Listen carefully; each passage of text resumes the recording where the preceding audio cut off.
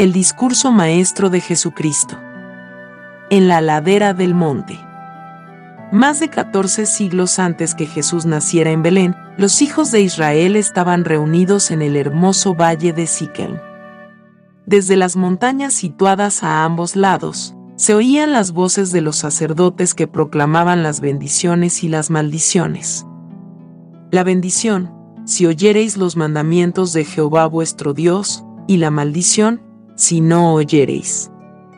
Por esto, el monte desde el cual procedieron las palabras de bendición llegó a conocerse como el Monte de las Bendiciones.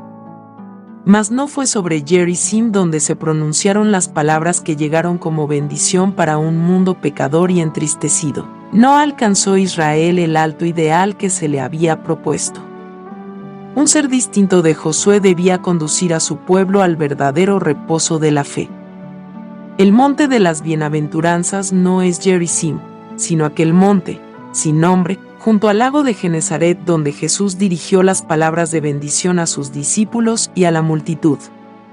Volvamos con los ojos de la imaginación a ese escenario, y sentados con los discípulos en la ladera del monte, analicemos los pensamientos y sentimientos que llenaban sus corazones. Si comprendemos lo que significaban las palabras de Jesús para quienes las oyeron, podremos percibir en ellas nueva vida y belleza, y podremos aprovechar sus lecciones más profundas. Cuando el Salvador principió su ministerio, el concepto que el pueblo tenía acerca del Mesías y de su obra era tal que inhabilitaba completamente al pueblo para recibirlo. El espíritu de verdadera devoción se había perdido en las tradiciones y el ritualismo, y las profecías eran interpretadas al antojo de corazones orgullosos y amantes del mundo. Los judíos no esperaban como salvador del pecado a aquel que iba a venir, sino como a un príncipe poderoso que sometería a todas las naciones a la supremacía del león de la tribu de Judá. En vano les había pedido Juan el Bautista, con la fuerza conmovedora de los profetas antiguos, que se arrepintiesen. En vano, a orillas del Jordán, había señalado a Jesús como Cordero de Dios que quita el pecado del mundo. Dios trataba de dirigir su atención a la profecía de Isaías con respecto al Salvador doliente, pero no quisieron oírlo. Si los maestros y caudillos de Israel se hubieran sometido a su gracia transformadora, Jesús los habría hecho embajadores suyos ante los hombres. Fue primeramente en Judea donde se proclamó la llegada del reino y se llamó al arrepentimiento. En el acto de expulsar del templo de Jerusalén a los que lo profanaban, Jesús anunció que era el Mesías, el que limpiaría el alma de la contaminación del pecado y haría de su pueblo un templo consagrado a Dios. Pero los caudillos judíos no quisieron humillarse para recibir al humilde maestro de Nazaret. Durante su segunda visita a Jerusalén, fue emplazado ante el Sanedrín y únicamente el temor al pueblo impidió que procuraran quitarle la vida a los dignatarios que lo constituían. Fue entonces cuando, después de salir de Judea, principió Cristo su ministerio en Galilea. Allí prosiguió su obra algunos meses antes de predicar el Sermón del Monte. El mensaje que había proclamado por toda esa región, el reino de los cielos se ha acercado, había llamado la atención de todas las clases y dado aún mayor pábulo a sus esperanzas ambiciosas. La fama del nuevo maestro había superado los confines de Palestina. A pesar de la actitud asumida por la jerarquía, se había difundido mucho el sentimiento de que tal vez fuera el libertador que habían esperado. Grandes multitudes seguían los pasos de Jesús y el entusiasmo popular era grande. Había llegado el momento en que los discípulos que estaban más estrechamente relacionados con Cristo debían unirse más directamente en su obra, para que estas vastas muchedumbres no quedaran abandonadas como ovejas sin pastor. Algunos de esos discípulos se habían vinculado con Cristo al principio de su ministerio, y los 12 vivían casi todos asociados entre sí como miembros de la familia de Jesús. No obstante, engañados también por las enseñanzas de los rabinos, esperaban, como todo el pueblo, un reino terrenal. No podían comprender las acciones de Jesús.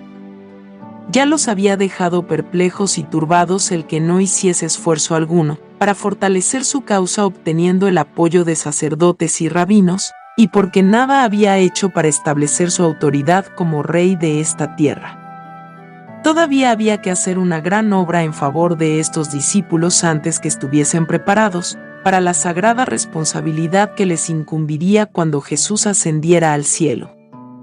Habían respondido, sin embargo, al amor de Cristo, y aunque eran tardos de corazón para creer, Jesús vio en ellos a personas a quienes podía enseñar y disciplinar para su gran obra.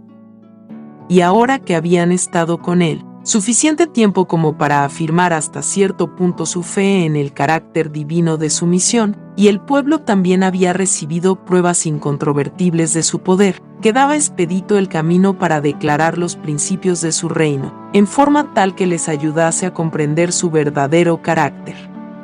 Solo, sobre un monte cerca del mar de Galilea, Jesús había pasado la noche orando en favor de estos escogidos.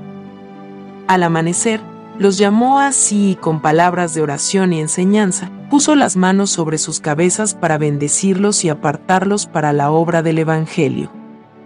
Luego se dirigió con ellos a la orilla del mar, donde ya desde el alba había principiado a reunirse una gran multitud. Además de las acostumbradas muchedumbres de los pueblos galileos, había gente de Judea y aún de Jerusalén, de Perea, de Decápolis, de Idumea, una región lejana situada al sur de Judea, y de Tiro y Sidón, ciudades fenicias de la costa del Mediterráneo.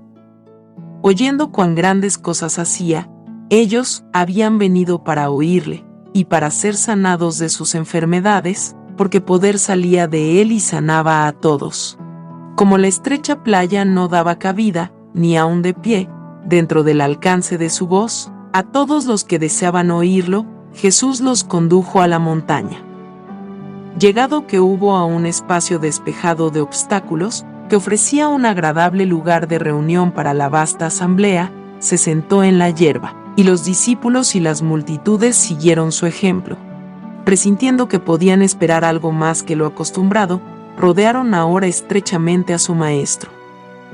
Creían que el reino iba a ser establecido pronto, y de los sucesos de aquella mañana sacaban la segura conclusión de que Jesús iba a hacer algún anuncio concerniente a dicho reino.